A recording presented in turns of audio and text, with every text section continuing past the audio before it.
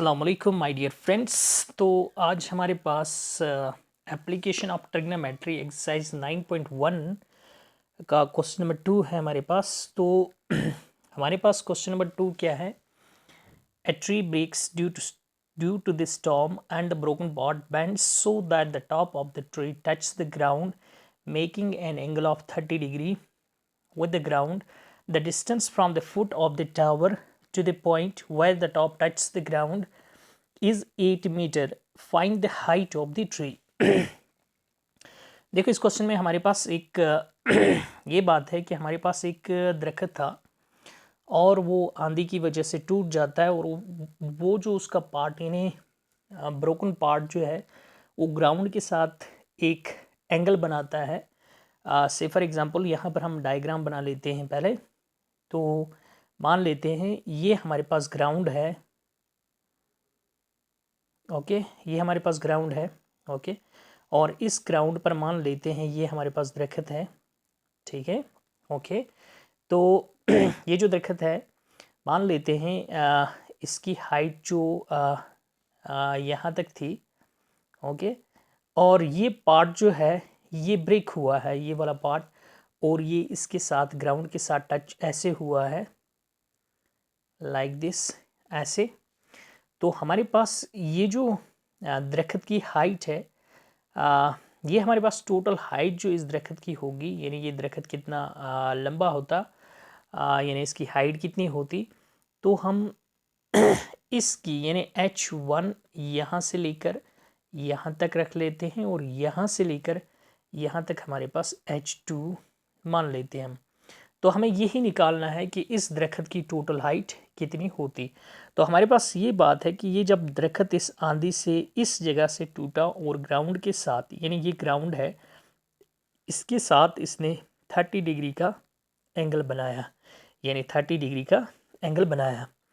अब हमारे पास ये जो पॉइंट है और इस पॉइंट से लेकर इस पॉइंट तक जो डिस्टेंस रही है वो 8 मीटर की है। ओके, ये हमारे पास 8 मीटर की है। अब हम यहाँ पर क्या करेंगे, इसका नाम दे देते हैं A B C।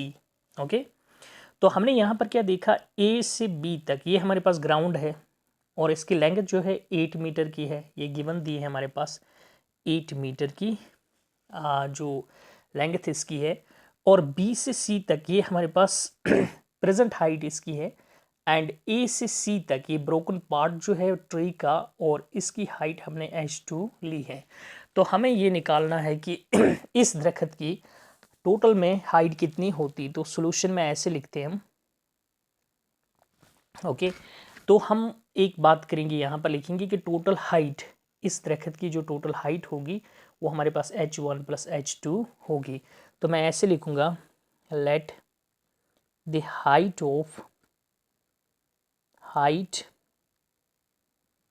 Of tree equal to H1 plus H2। Okay, ये मैं फर्स्ट यहाँ पर लिख लूँगा। ओके, यानी इस दरख्त की हाइट जो होगी वो H1 प्लस H2 होगी। ओके, अब यहाँ पर हम देखते हैं ये हमारे पास एक राइट एंगल ट्रायंगल बनती है। ओके, ये हमारे पास एक्यूट एंगल है 30 डिग्री। ओके, और अकॉर्डिंग टू दिस एंगल तो हमारे पास ये परपेंडिकुलर इसका बनेगा। ओके, और ये हाइपोटेन्यूज, और ये हमारे पास इसकी बेस होगी। ओके, तो हम एक बात करेंगे यहाँ पर यहाँ पर पहले हम BC को फाइंड करेंगे, फिर AC को फाइंड करेंगे। जब हमारे पास दोनों H1 एंड H2 आ जाएगा और हम यहाँ पर उसका वैल्यू भरकर हमारे पास टोटल हाइट ऑफ ट्री निकल जाएगी। ओके, तो पहले मैं लिखूँगा यहाँ पर इन ट्रायंगल ABC। ओके, ये ABC, इसमें हम ऐसे लिखेंगे BC, ओके, डिवाइडेड बाय ए। ये हमारे पास BC है, डिवाइड लिखेंगे AB जो हमें पता है AB इक्वल टू, अब हम ये रेशियो देखेंगे हमारे पास, यानी परपेंडिकुलर डिवाइड बाय बेस, हमारे पास P/B, यानी अगर हम P/B की बात करते हैं, P/B परपेंडिकुलर अपॉन बेस, ये हमारे पास होता है tan of theta. So theta हमारे पास यहाँ पर एंगल जो है 30 डिग्री की है, तो यहाँ पर लिख सकता हूँ मैं tan ऑफ 30 डिग्री। ओके, कि बी सी हमारे पास परपेंडिकुलर है एंड ए बी हमारे पास बेस है। दैट मीन्स बी सी की जगह H1 लिखते हैं, ए बी की जगह 8 एंड tan 30 जो हमारे पास होता है वो होता है 1/√3। ओके, अब इसका इसके साथ मल्टीप्लाई कर लेते हैं, ये बनेगा हमारे पास H1 जो आएगा 8 इंटू 1, वो हमारे पास 8 बना /√3। तो हमने देख लिया हमारे पास H1 जो बना वो हमारे पास बना 8/√3। अब हम यही ट्रायंगल और लेते हैं और इसमें से ये साइड निकालते हैं H2 का। ओके, तो हम यहाँ पर एक बात कर लेते हैं, यानी सेकंड इसी ट्रायंगल को लेकर हम यहाँ पर लिखेंगे in right angle triangle A B C, right angle at B पर। ओके, इसमें हम क्या देखेंगे, हम ए सी लिखेंगे ऐसे, ए सी अपॉन हमारे पास ये साइड जो है इसको लिखेंगे B C A B. Okay, यानी A C upon A B, तो ये हाइपोटेन्यूज अपॉन, यानी हाइपोटेन्यूज अपॉन बेस जो हमारे पास होता है वो हमारे पास होता है सेक। ओके, एंगल हमारे पास 30 डिग्री। ओके, यहाँ पर 30 डिग्री। सो सेक 30 जो हमारे पास होता है वो होता है 2√3।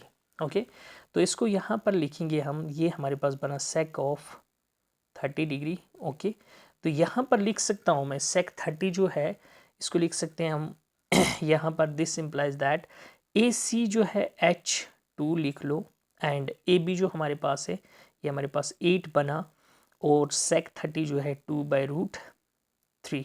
ओके, आई होप कि आपको यहाँ तक की बात समझ आई होगी। और उसके बाद हम इस 8 का इसके साथ मल्टीप्लाई कर लेते हैं। H2 जो हमारे पास होगा 8×2 = 16 /√3। ओके, ये हमारे पास H2 बन गया। अब हम इस ट्री की जो हाइट निकालेंगे, total height of this tree कितनी होगी, तो मैं यहाँ पर लिख लेता हूँ इसको ऐसे, हाइट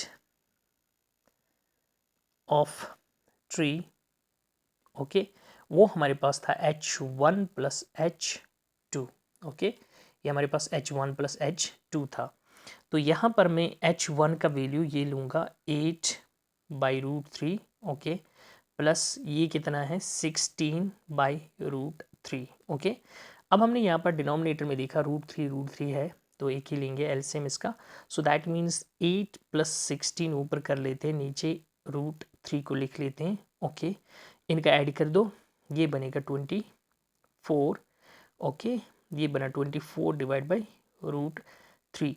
अब यहाँ पर हम इसको √3 कैंसिल करने के लिए इसी के कंजुगेट के साथ मल्टीप्लाई करते हैं। सो दैट मीन्स हमारे पास ये बनेगा 24/√3 इंटू यहाँ से भी √3 और इधर से भी √3। ओके, इसका इसके साथ मल्टीप्लाई होगा तो हमारे पास ये जो बनेगा ये बनेगा 24√3/√3 का square. Square and root cancel हो जाएगा, यहाँ पर 3 बचा, 3 1 R 3 8 R 24। तो हमने यहाँ पर जो देखा वो हमारे पास ये हमारे पास बना 8√3 मीटर। सो हमारे पास 8√3 जो निकला वो निकला हमारे पास height of tree. So I hope कि आपको ये बात समझ आई होगी। So thank you.